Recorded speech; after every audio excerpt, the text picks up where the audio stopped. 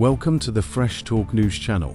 Today, we're diving into the latest updates from a world where tensions are rising and stakes are higher than ever. The skies over Kyiv have felt like they're splitting apart. Over the past 10 days, drones and airstrikes have claimed the lives of 47 Ukrainian civilians, marking one of the most critical moments in the war since Russia's invasion began. This isn't just a clash of nations, it's a collision of personalities. A 48-year-old comedian turned wartime leader, Volodymyr Zelensky, and a septuagenarian billionaire turned US President, Donald Trump. Some are calling this the most significant turning point in European history since 1989 or even 1945. The tension reached a boiling point last Friday, when Zelensky found himself publicly criticized by Trump and his vice president, J.D. Vance, during a live televised meeting. The Ukrainian leader was berated for what was perceived as a lack of gratitude, leaving Kyiv in a state of uncertainty. Should they be furious at the treatment from their American allies, who've supported them through 3 years of Russian brutality? Or should they scramble to repair a relationship they can't afford to lose? Ukrainian military channels on Telegram erupted with defiance, vowing to die on their feet rather than beg on their knees. Kyiv officials projected solidarity, but the ground beneath them felt like it was crumbling.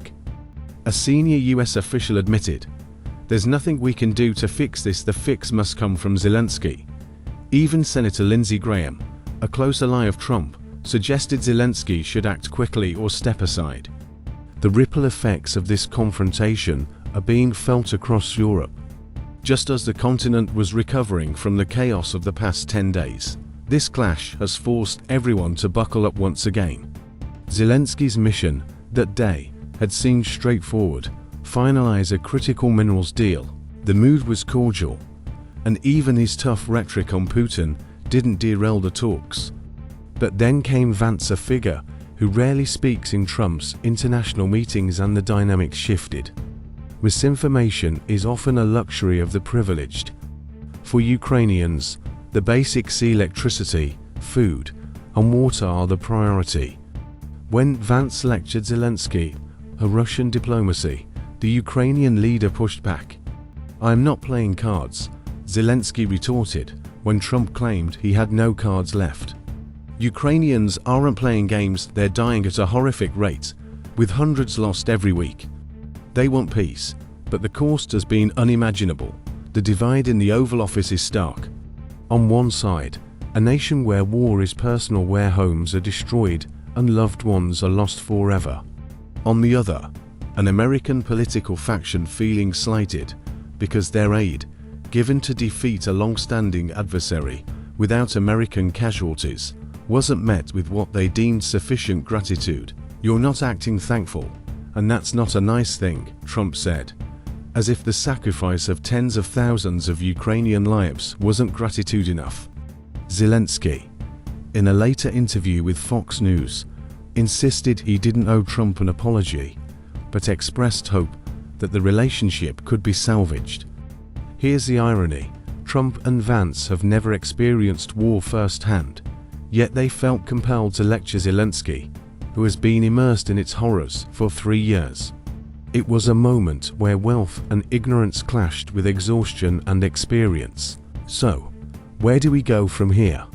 Zelensky faces a defining moment in his presidency. He must either mend this rift, find a way to survive without American support, or step aside, a move that could plunge Ukraine into political chaos.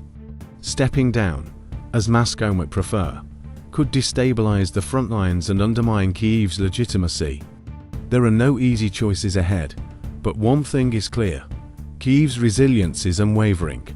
Despite 90 drone attacks, the city adapts, the people endure, and the lights stay on. As one Ukrainian civilian put it last night, dignity is also a value. If Russia can't destroy it, why does the US think it can? Thanks for watching Fresh Talk News channel. Don't forget to like, subscribe, and hit the notification bell for more updates. Stay informed, stay resilient.